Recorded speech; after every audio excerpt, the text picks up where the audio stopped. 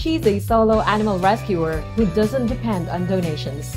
Her rescued cats have gained thousands of fans, yet few know the woman behind the Facebook page Miming and Friends. Just like many pet parents, she works hard for her rescues. She is Dr. Maria Cruz, a physician with an unwavering love for animals, especially cats, the rescuer of Miming and her friends. I'm Rochelle Rubio, and this is The Advocates, Empowering Voices.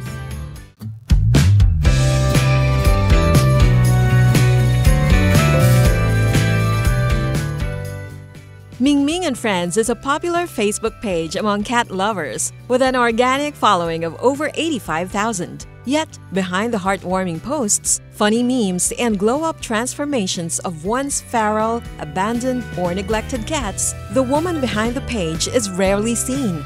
She is Dr. Maria Cruz, a physician by profession and an animal rescuer by passion. Beyond her daily calling of healing people, she has taken on another mission: saving the forgotten, the voiceless, and the unseen. This is her story. My advocacy po is to promote a world where animals are treated with respect, with compassion, and with dignity po. Ever since po bata ako, mahilig na ako sa animals. So naalala ko po yung pinakauna kong alaga is rabbit. Rabbit pa po yung alaga ko noon. Tapos may dog din po kami na umabot po siya ng, ano po siya, Aspin. Umabot po siya ng hanggang 20 years old. So nag-senior na po siya. And actually late na po ako naging mahilig, ma'am, sa mga pusa, mga around 2013 na. Nagsimula po siya, ma'am, may isang black cat na pumunta po dito sa garahe namin sa bahay. So, meow siya ng meow, nanghihingi ng food. Siguro po mga 5 to 6 months old yung kitten na yon.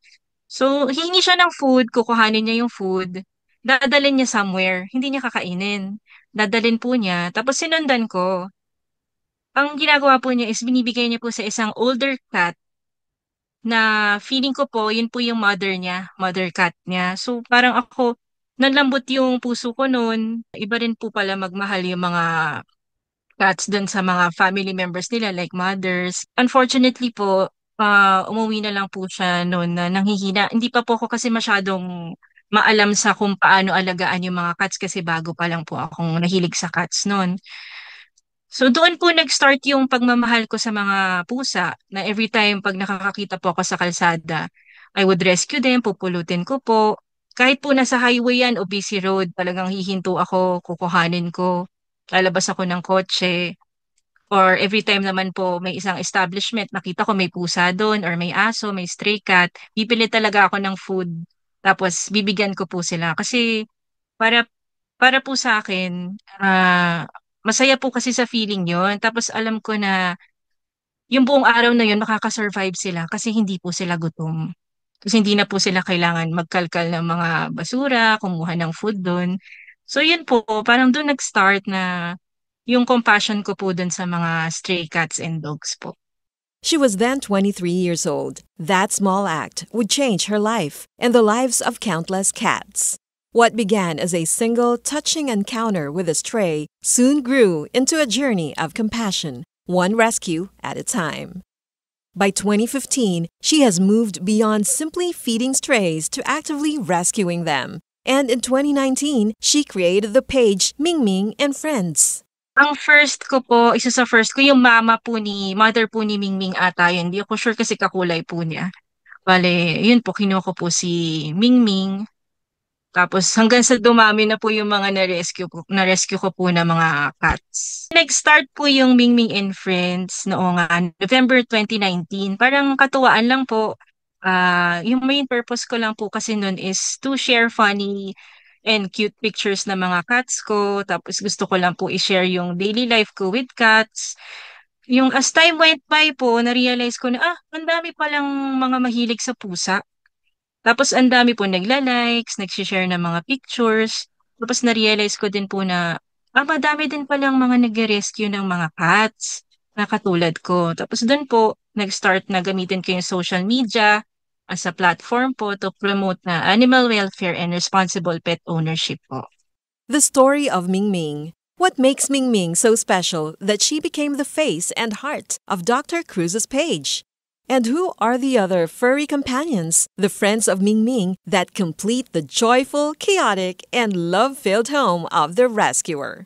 Isa po siyang specially abled na blind cat. Na-rescue ko po siya noong 2016. Puting pa lang po siya noon, sobrang liit lang, siguro mga 2 months. Ngayon, may severe eye infection po siya. Pinavet ko, but unfortunately po, hindi na po nasalba yung both eyes niya. So ngayon po si Mingming, 9 years old na, going 10 na rin. Still very playful po. Parang normal cat lang din talaga siya. Tapos memorize po niya kung saan yung litter sand, kung saan siya kakain. Kumbaga nasanay na po siya dun sa environment niya. So since day one po na ni-rescue ko, hindi ko na binago kung nasaan nakalagay yung food niya, kung saan yung litter sand. So yun, parang normal cat din po talaga siya. Kasi po, yung isa po sa goal ko sa page is to promote po to promote adoption po of specially abled and elderly cats. Kasi sa mga cats po ng Mingming and Friends, tatlo po yung specially abled. Si Mingming, yung both po ng eyes niya is blind. Tapos po si Marcy, yung isa pong eye niya blind naman. Tapos si Trike po, kaya po Trike, kasi kulang po siya, parang tricycle, kulang po siya ng isang paa. So yun po, na-rescue ko din po yun. Meron din po kaming senior cats, nasa 10 to 16 years old po yun, yung mga senior cats namin. So gusto ko lang po din iparating sa mga tao na hindi po sila iba sa mga normal cats kasi parehas lang din po sila maglambing, paakyat po yan, tapos magpapahimas. So parehas lang din po sila magmahal sa mga tao. How challenging is it to care for cats with special needs like Ming Ming, who is blind? Mas extra challenging po talaga siya kasi lalo na po pagka blind. Nangangapa po talaga, hindi po nila alam kung saan sila pupunta. So parang ititrain mo din po. Tapos dati po nakawala po yan. Nakalabas po ng bahay si Mingming. So for 1 week nawawala po siya. Umuulan pa po noon. Ang nangyari po is nakaakyat po siya sa bubong ng kapitbahay namin. Yun po. Tapos narinig na lang daw po na nagmimiyaw. May nagmimiyaw daw po doon. Hinanap ko po talaga siya sa buong area namin. Nasa bubong po. So hindi ko po alam na nakaakyat siya doon kasi siguro po hindi niya kasi alam yung area, yung labas ng bahay. So naghawak lang siya sa kung saan siya pwedeng humawak hanggang nakaakyat na po siya sa taas. So ever since po na nangyari yun, talagang sa loob lang siya ng bahay. Ano po, kung kuwari iwawalk siya sa labas, naka-leash po. Kasi syempre mahirap po baka makawala or ano, hindi po niya alam kung saan siya pupunta. Pinakuha ko lang po din sa father ko kasi meron naman po hagdan. So nakuha niya pero sobrang ilap po ni Mingming kasi hindi na niya alam kung nasaan siya. So kahit sino humawak sa kanya, parang natatakot. Yun po, buti po bumalik po ulit sa dati na naging malambing ulit. Dr. Maria Cruz came to realize that cats, much like humans, share deep bonds and emotions. Her first encounter with a stray kitten proved it. After accepting the food she offered, the tiny kitten carried it back to share with her mother. That simple act sealed the realization. Usually po, mother yung kukuha para sa babies. Siya baliktad, yung anak po yung kumukuha ng food. Nagmi-meow, meow, meow, ganyan. Tapos bibigay po niya sa mother niya. So parang ako, kakaiba. Parang na-appreciate ko po sila. Today, she manages every aspect of the rescue, from feeding strays to providing medical care to making them all feel loved. Alone, she shoulders the costs, the efforts, the time. As a physician, she understands suffering. But with animals, the challenge is different. They cannot speak, yet their cries are loudest in her heart. Each rescue reminds her why she cannot turn away. Why is she doing this? Pag nakakita ko ng stray cat, tapos nakita ko na sobrang kawawa yung situation niya. Sobrang payat, tapos galisin, hindi kumakain. Hindi na po ako nagdadalawang isip na sige, kuhanin ko na. Sabihin ko na lang sa sarili ko, bahala na kung paano yung susunod na araw. So, ganun po yung naging routine ko din. Kasi hindi po kaya ng konsensya ko na nakita ko ng ganun, sasahayaan ko pa. Tapos na baka ako na lang po yung huli niyang pag-asa para mabuhay. So, ako po, sige, kuhanin ko na. Bahala na lang kung paano. So, ayun po. Hindi ko po talaga kasi alam, baka sobrang compassionate ko lang po talaga sa mga hayop. Siguro po isa po yun sa purpose ko sa buhay. kasi hindi naman po lahat may calling na ganito na tumulong po sa mga hayop. Compassion for animals, it seems, begins at home. Dr. Cruz grew up with a father who also rescued cats from time to time. With a family whose hearts are equally open to strays and needs, the good physician has found a strong support system within her own household. Yung father ko po, isa rin po siya sa kumukuha. Kukuhanin niya mahilig din po kasi parang lumaki po yung father ko na lagi sila may alagang mga hayop. So ako po, na-adapt po yon. Kami rin, may dogs din kami, may mga kung ano-anong mga animals, gano'n. Tapos yung uncle ko po ganun din. Kumbaga sa family, hindi ko po alam kung namamana ba yun, pero yung pagkahilig ko sa mga animals, parang nakuha ko rin po yun galing din sa parents ko. Yung bata pa lang po dapat tinuturuan na hindi manakit ng hayop. Kumbaga, yun po, kasi doon nagsa-start eh. Hanggang tumanda ka, dala-dala mo na yun eh, yung pagiging mabait sa hayop. Sana po sa future magkaroon ako ng mas malaking area na pwedeng doon talaga rin sila lahat. Yung fulfillment na nakukuha ko eh. Parang, alam ko, masaya po ako. Sila yung nagpapasaya ng buhay ko. Parang strive ako harder sa buhay na kailangan kasi ma-provide mo din yung needs nila. So, work ka lang ng work hanggang kaya mo. Parang ano po eh, may purpose ka lalo sa buhay. With her deep love and extraordinary care for animals, especially cats, why did Dr. Cruz choose to become a private physician instead of a veterinarian? Doon po kasi ng bata ako, hindi ko pa naisip yun, yung mga vet. Tsaka po sinasabi kasi din ng parents na, ang ano ko po is, ang college ko po is business administration. So malayo. So ang ginawa ko, sabi kong ganun, parang iba, parang gusto ko magdoktor. Nagdoktor ako, tinuloy ko na po ng pagdodoktor ng tao. Hanggang sa natapos na. Pero ngayon po pag iniisip ko, sana pala ang pre-med ko, vet med. Para po covered ko din yung area ng mga hayop. So yun po, pagka may nagkakasakit, kahit pa paano may idea ako na kung ano yung sakit. Pero hindi po ako yung para gamutin sila para home remedy. Kasi mahirap po eh. Imbis na mapagaling mo, baka mas lalo pang lumala. So iba po talaga yung expertise din ng mga veterinarians po.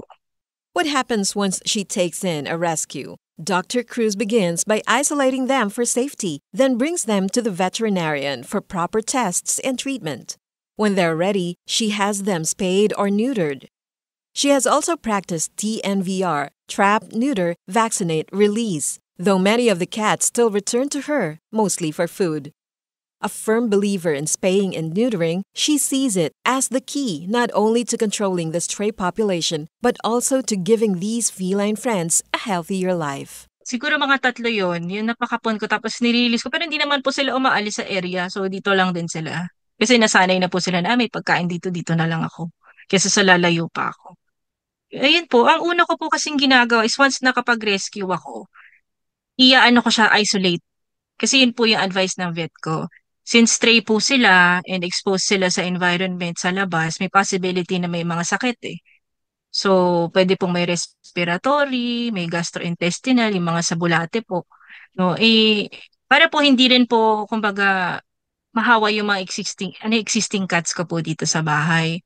So yun po, usually ang binibigay ko po sa kanila is yung first aid, yung vitamins, ayan, tapos eye drops kung may nagmumuta.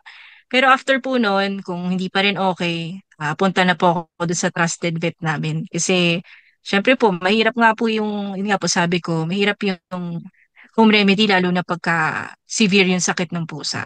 Yun po, yung mga kuwari nasagasaan, so may bali yung buto. So, kailangan ipapa-vet po. Mahirap po talaga pagka home remedy. Pero, kumbaga, depende po sa sakit ng pusa. Tsaka kung sanay na po kayo yung sa pag-handle, kaya nyo na po kahit self-medicate. Ayun po, meron din po kasi, di ba parang yearly may vaccines din po sila na binibigay. Tapos parang scheduled po yung kanilang deworming. Ayun po, kasi para po maiwasan din yung mga ibang sakit na, kumbaga, baka lumala. Tapos pagka dumating na sila sa certain age na, o sige, okay na, pwede na ipapakapon ko po. Kasi, kumbaga, naniniwala po ako na doon nagsistart yung responsible pet ownership sa pagpapakapon para hindi na rin po dumami. Tapos, may maiiwasang mga sakit, yung mga cancer po. Tapos yung pyometra sa mga female cats.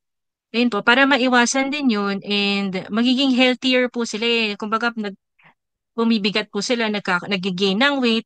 Tapos wala na po yung urge nila para lumabas, tapos maghanap ng mate. Sa bahay na lang po sila. Tapos hindi na po, kumbaga, iwas aksidente na po kasi yung iba, di ba po, lumalabas, nasasagasaan or nawawala. So yun po, talagang kapon po yung solusyon din talaga para sa animal population.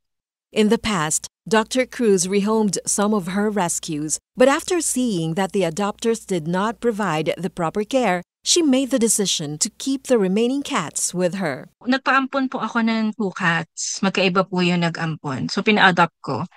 Pinagamot ko, nirescue ko, pinagamot ko. Kaya lang po, hindi naging responsible yung nag-adopt. So, yung isa po nawala. Yung isa naman nagkasakit. So, after noon, nag-decide po ako na to keep all the cats hanggang kaya ko po. Hanggang kaya ko. Ang pag-aalaga po kasi is a huge responsibility eh. Hindi po yung simpleng pagpapakain lang, pagbibigay ng food. Kailangan po, nararamdaman din nila yung love and care, kakausapin niyo sila, ihimasin, kumbaga, may feelings po kasi sila eh, yung mga animals. So, dapat po mag-allot din kayo ng time. Kung pag uwi niyo, o kausapin niyo muna, laruin niyo yung mga cats. Kasi para po din sila mga anak, para mga babies na kailangan pong alagaan. So yun po, sa pag-aalaga po kasi ng mga cats or dogs, kailangan po physically, mentally, emotionally, and financially po na ready kayo sa pag-aalaga ng pusa or any animal po in general. Her Facebook page, Ming Ming and Friends, was never meant to go viral. It was a diary of rescues, a space to share updates. But soon, thousands followed. Stories of survival, of transformation, touched strangers across the country and other parts of the globe. Does she have any favorites among her rescues? Isa po yan sa pinaka madalas na tinatanong sa akin tsaka pinaka mahirap din sagutin kasi lahat naman sila favorite ko naman eh. Kaya lang, yung mga medyo kilala po ng mga tao si Mingming, si Twinkle, tsaka si Biggie po yun yung mga crowd favorites eh. So every time na pinopost ko yan, yan yung pinakamadaming likes, comments, shares.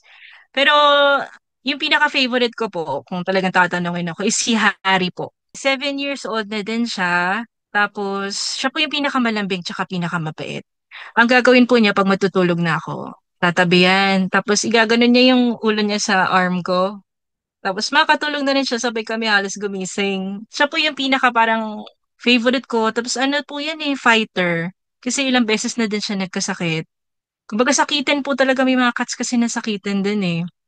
Ano po, malakas talaga yung loob tsaka lagi siyang lumalaban every time nagkakasakit siya. Ang sinasabi nga po ng mga tao, ano yan, ang dami-dami mong pusa, kilala mo ba sila isa-isa? Sabi ko, oo naman. Sabi ko, kung kilala ko sila by their name, personalities nila. Tapos kung paano ko po sila na-rescue, naalala ko din po. Ayun, yun po. Harry po, kasi mahilig din po ako sa Harry Potter. Yung series na Harry Potter. Meron po siyang, bali magkapatid po sila eh. Ang na-rescue ko po yan, Mama Cat, si Chichi. Bale, na-rescue ko po yon sa bandang Commonwealth. Pregnant po. So, nanganak si Harry tsaka yung iba pong cats na kapatid niya yung naging babies. So, Harry Potpot po talaga yan. Si Potpot nga lang po, nawala na rin si Potpot eh. Nasa Rainbow Bridge na si Potpot. So, si Harry na lang po yung natira. Her cats and their different personalities. Po, ang pinakamakulit po kasi yung mga orange. Yung sinasabi nila na orange tsaka ginger cats. Si Poncan, Chevy, Chase, tsaka Phil. May apat po ako na orange cats. So alam po to ng mga cat lovers din na yung mga orange cats medyo may pagkapilyo, makukulit. Pero ang ano po sa kanila is very affectionate po yan. Magaling talaga maglambing. Alam nila meron silang ginawa na dapat hindi nila ginawa. Lalapit na yan, tapos maglalambing yan. So, magpapa-cute. Very chatty ang mga orange na cats eh. Very friendly din po sa ibang cats, hindi sila nangaaway. Bali si Bruno po kasi, na-rescue ko po siya dito rin po sa area namin. Dati pong merong may-ari. Tapos parang hinayaan na lang si Bruno po. So nangyari, halos parang, kumbaga sa tao, niligawan ko po na 1 buwan yun para lang mapaamo. Kasi sobrang ano po siya, feral, parang everyday kong pinapakain hanggang sa napaamo ko na. Tapos nakuha ko na may mga sugat sa leeg. So ginamot ko yon. Parang siguro mga 4 years ago po yun. Kaya lang, ano po, yun nga po, nagkaroon din ng sakit, namatay. Siya lang po yung kaisa-isang black cat ko sa dami ng pusa ko. So special po. Kasi mahilig ako sa mga black cats dahil dun nga po nag-start yung pagkahilig ko sa pusa sa mga black na cats. Ngayon po, parang weeks po after mawala si Bruno, unti-unting parang may paisa-isa, may lumilitaw na mga itim na pusa dun sa parang food bowl na nilagay ko po sa labas. Hanggang sa pagtingin ko, bakit parang ang dami? Tapos 7 po yung cats na yon. Kaya parang ako, siguro, sabi ni Bruno, since wala na nga akong black cat, kasi halos lahat po ng kulay, meron na ata ako eh. Wala akong black cat, tapos sobrang special din niya sa akin. Sabi niya, sige, baka dito niya dinirect yung mga sa bahay namin, yung mga black cats na yun, para hindi ka na masyadong malungkot kasi may kapalit naman ako. Diba? Medyo hawig nga po niya, putol din yung buntot. The story of Twinkle and Biggie, two of her rescued cats that have won the hearts of her followers in Mingming and Friends. Yung father ko po ang naka-rescue kay Twinkle. Doon po sa bandang terminal, sa may Kainta, terminal po daw ng jeep. Doon niya nakuha, nagtatatakbo daw po doon na muntik na masagasaan.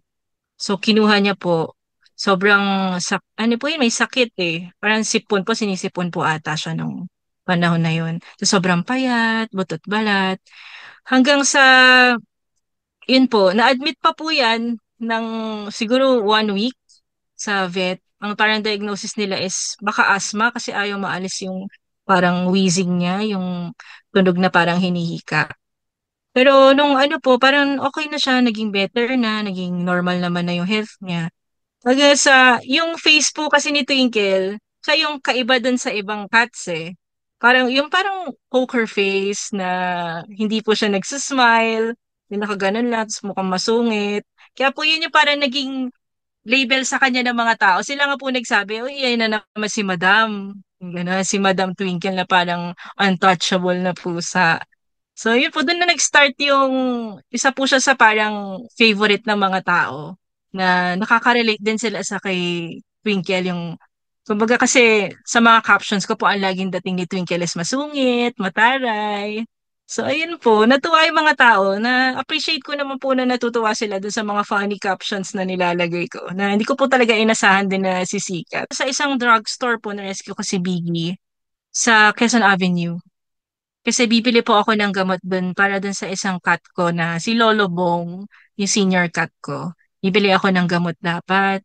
Tapos, pagpasok ko dun sa establishment, may naririnig na ako, meow, meow, meow, ganyan sa labas.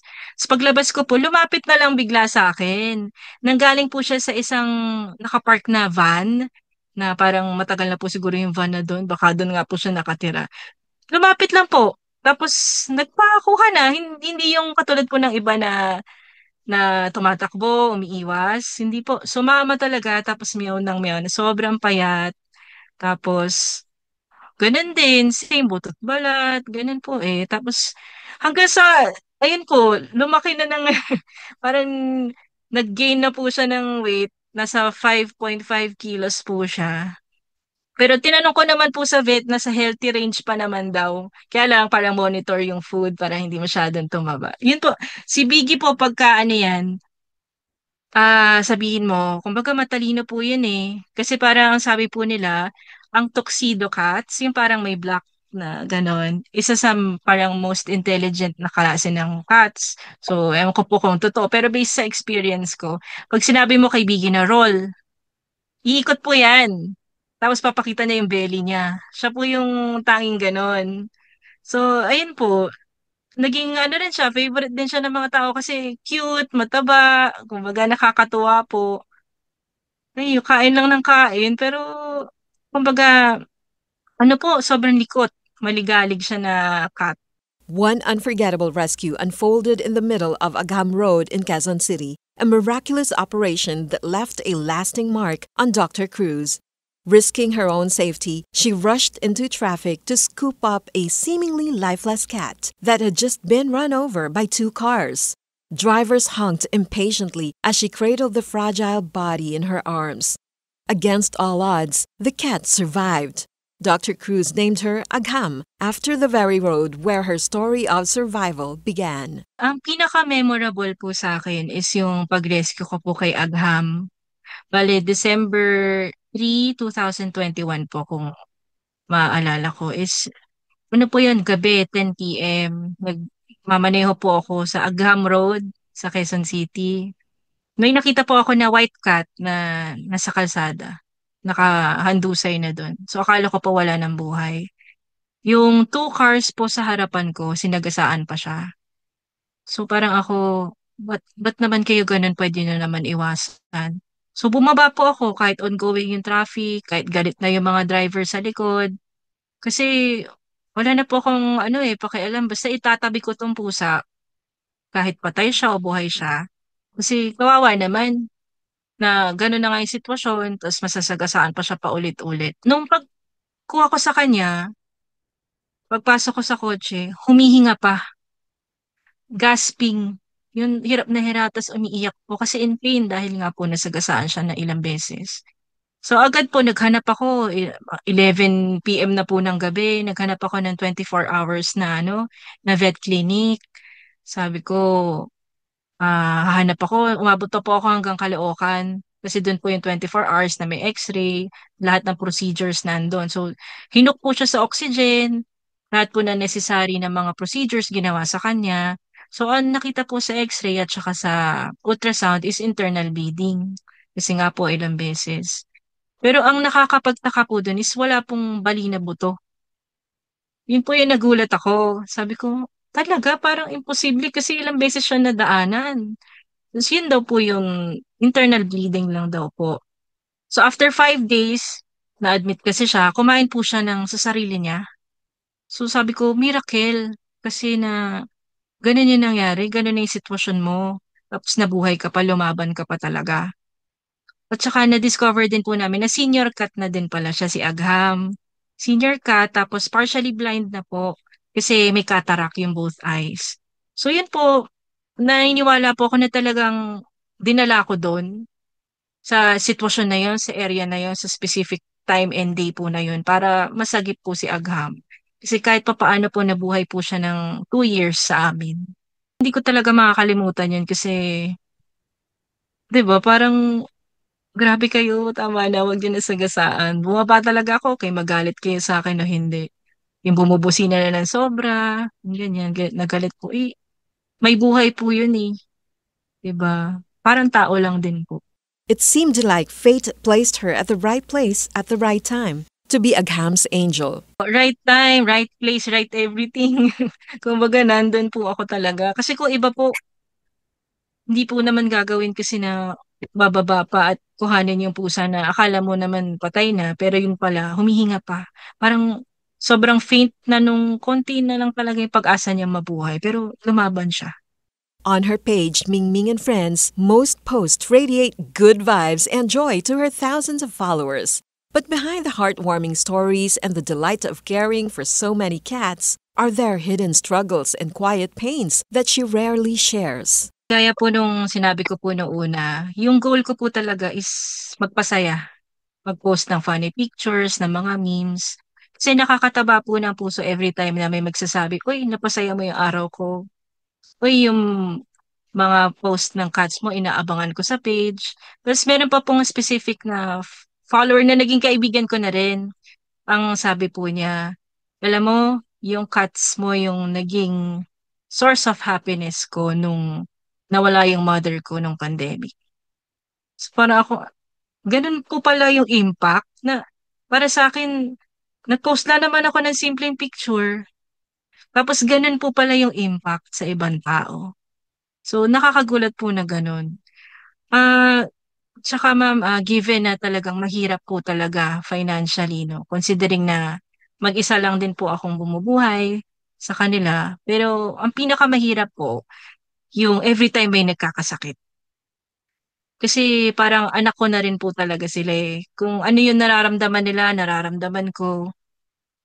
Ganun po eh. Tapos every time may naka-admit ako na pusa, sisiguraduhin ko kahit anong oras yan, everyday dadalawin ko. Kasi parang feeling ko po lumalakas sila every time na nakikita nila yung fur parent nila eh. Kaya minsan nga po, pag nagdadasal ako, sinasabi ko na lang, ako na lang po yung magkasakit kasi mas kakayanin ko pa eh, kesa po sa kanila. So yun po siguro yung parang isa sa pinakamabigat na struggle po sa pag-aalaga every time po nagkakasakit sila.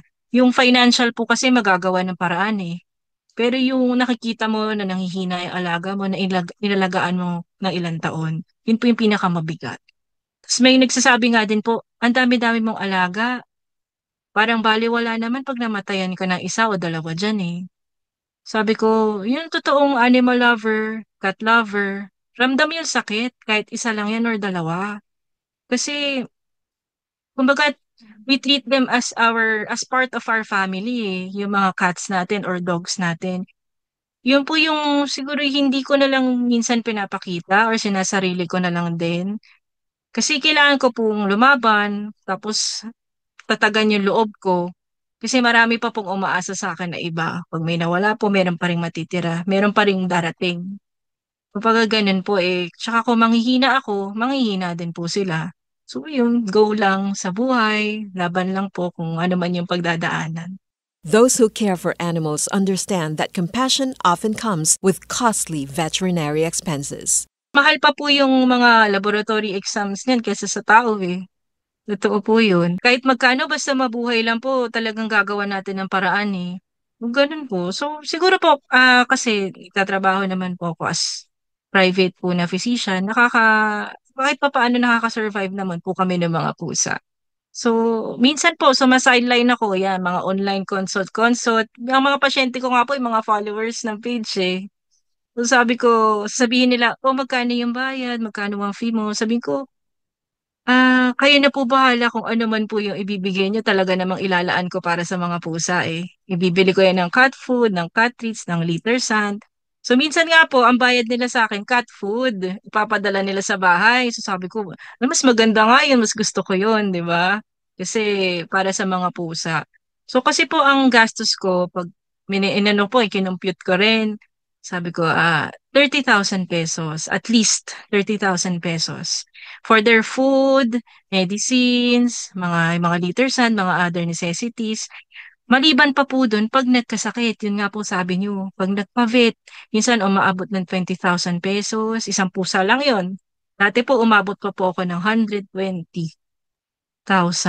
So lahat ng tests pinagawa nila, hanggang sa huli hindi pa rin nalaman ko ano yung sakit. Tapos namatay din po. Pero kumbaga wala kang pagsisisi sa sarili mo eh na nagawa ko naman lahat eh. Kumbaga naipagamot ko. So baka yun lang talaga yung mangyayari. Ganun talaga. So ayun po, yung pag umabot talaga ng 20,000, ako medyo kakabahan na ako. Kasi ayan na. Kasi papa-admit and daily po nun siguro mga 1,000 kasama yung mga gamot, yung admission. So ako po kasi yung rescuer na as much as possible, kung kaya ko, ayoko po manghihingi sana ng donations. Kasi, kumbaga, ang ginagawa ko na lang po is nagpaparaffle ako. At least po may nakukuha po yung ano, yung mga followers na prizes, ganyan. Tapos madalas po, nagbebenta po ako ng mga cat-themed items. Pag nakikita niyo po yung mga t-shirt, mga keychains, kahit ano pong pwedeng ibenta para lang po makaipon ako ng extra. Kasi, kumbaga, lahat po kasi syempre pinaghihirapan po ng lahat ng tao kung ano man yung meron sila. Despite the challenges, Dr. Cruz never stops. She does not rely on donations to care for her rescued cats. Instead, she supplements her income by selling cat-themed merchandise and offering online medical consultations in addition to her clinic duties. Pag rescuer ka, dapat alam mo rin kahit pa paano yung capacity mo eh. Kasi hanggang saan yung kaya mo para hindi mako-compromise po yung mga health ng pusa. Kasi meron po, ang reality naman po kasi talaga, hindi natin kayang sagipin lahat ng stray cats sa mundo. Kumbaga, may iba po kasi kukuha, pero napapabayaan lang. tapos hindi napapavet. Kumbaga, eventually namamatay din yung pusa. So parang hanggang kaya mo lang. Huwag mo nang sobrahan sa hindi mo kaya. Parang ganun po. On Ming Ming and Friends, Dr. Cruz strives to make her posts as relatable as possible for fellow pet parents. She also shares her insights on some animal rescue posts she sees on social media. Sinisigurado ko yung parang nakaka-relate po yung mga kapwa cat parents na, o ito na, sahod na, bibili na tayo ng cat food imbis na para sa sarili natin. Kumbaga, ginagawa ko na lang pong, kasi iba syempre isipin nila, ay naku, gastos na naman sa ganyan, sa pusa or ano. Parang ina-uplift ko na lang na at least 'di ba may food sila, kumpleto sila sa food. Kumbaga pag ganun masaya ka na rin bilang cat parent. Yun po, parang gusto ko relatable yung mga posts ko, hindi po yung puro malungkot. Kasi kahit po ako, naka-follow din ako sa mga ibang animal rescuers. Minsan ina-unfollow ko na. Kasi bilang cat rescuer, kumbaga ang bigat may dala-dala na ako, dadagdagan ko pa yung, 'di ba, yung dala-dala ko ng mga nakikita ko. Tapos minsan, syempre, maisip mo, gusto mo sabihin sa kanila na, uy, dapat hindi ganyan ang ginawa mo para mabuhay yung pusa. Kaya lang po, baka ma-offend. Kumbaga, inaalis ko na lang din po kasi nakaka-stress. Kumbaga, gusto mo silang tulungan, kaya lang dapat sa sarili nila kaya din nilang tulungan. Minsan na nakawin yung picture, post na iba, tapos pag nakakuha na, block na yung mga nag-donate na yan. So, nakakatakot po din ang social media. So, talagang dapat titignan mo rin yung talagang nagre-rescue, nag-update. Kasi minsan, bibigyan mo, after tatanungin mo na kamusta na, hindi ka napapansinin, hindi ka nare-replyan. So, mas maganda yung i-follow mo yung rescuer na nakikita mo yung improvement ng pusa, 'di ba? Nakita mo na paano siya from itong maliit na pusa na ni-rescue, tapos binigyan mo ng donation na for cat food and all. Tapos gumanda yung katawan, naging okay yung buhay niya. Dr. Maria Cruz hopes and dreams of helping not only more animals, but also fellow rescuers who share the same mission. Ang wish ko lang po kasi palagi is matapos yung araw na nakakain sila ng maayos, walang magkakasakit, tsaka healthy po lahat ng cats. Yun, sobrang saya na ako basta walang magkasakit. Sana dumami pa yung followers. Para po, ano po, maraming makakita ng mga good vibes at saka yung mga funny na relatable posts namin. Yun po. Tapos siguro isa po sa mga dream ko is yung makatulong din po sa kapwa rescuers. Kasi last year po, may tinulungan po kami na stray feeder po, si Nanay Tess, taga Quezon City po yun. Bali, ang ginagawa po niya is everyday lumalabas siya, nagpapakain siya ng mga stray animals for 8 years na po. Kahit nung pandemic, lumalabas pa siya. Nasa 70 years old na po siya noon. Nakikita ko po siya everyday na nagpapakain. Sabi niya sa akin, dito ako masaya Tapos yung pinagkukuhanan po niya is yung pension niya. Yun po. Na, kumbaga, nakakaawa po Kasi yung imbis na para sa kanya, ibinibigay pa niya. Pero yun yung kasiyahan niya wala akong magagawa. So, ang nangyari po is, nabigyan po siya, pinost ko yung video niya, nabigyan po siya ng cat food na sponsorship for 1 year. So sabi ko, Nay, ipunin mo yung pera mo. Magpatingin ka sa doktor kasi may mga iniinda na rin. So yun po, nakapagpatingin siya. Ngayon, healthy pa din siya. So parang po dual purpose po Nakatulong ako dun sa tao. Nakatulong din po ako dun sa mga hayop na pinapakain niya. Yun po. Tsaka isa po sa gusto ko din is mas, maging involved ako dun sa mga medical missions tsaka yung mga kapon projects po ng mga animals kasi kumbaga marami pong matutulungan. Siguro po pag nagkaroon talaga ako ng free time, yan po ang gagawin ko. So anything po na related sa animal welfare, willing po akong tumulong.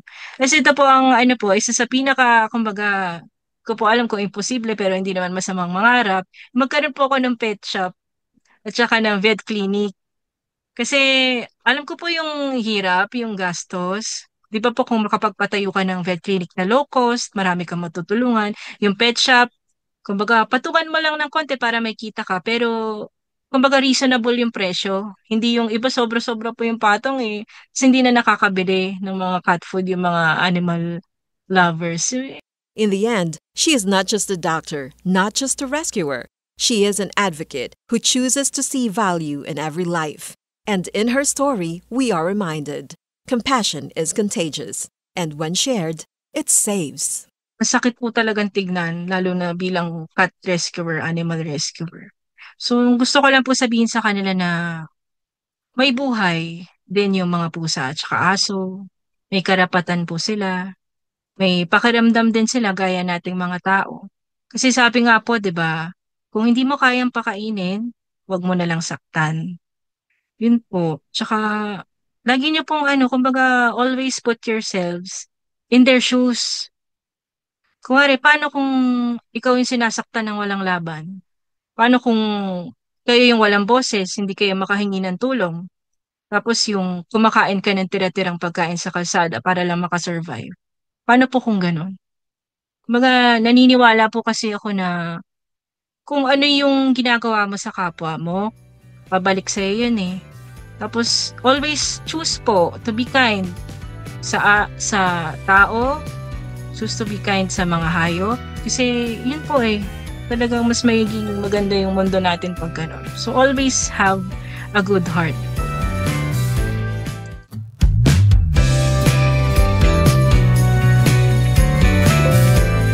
Rescuing cats is one thing, but caring for those with special needs, like Mimi and some of her friends, is another challenge altogether. The vet bills alone are no small matter. As Dr. Maria Cruz reminds us, responsible pet ownership goes far beyond feeding. It means ensuring veterinary care and giving them a safe, loving home where they can move freely and live actively. This has been Rochelle Rubio. Thanks for tuning in to another episode of The Advocates. Till next Friday, right here on 104.3 The Capital.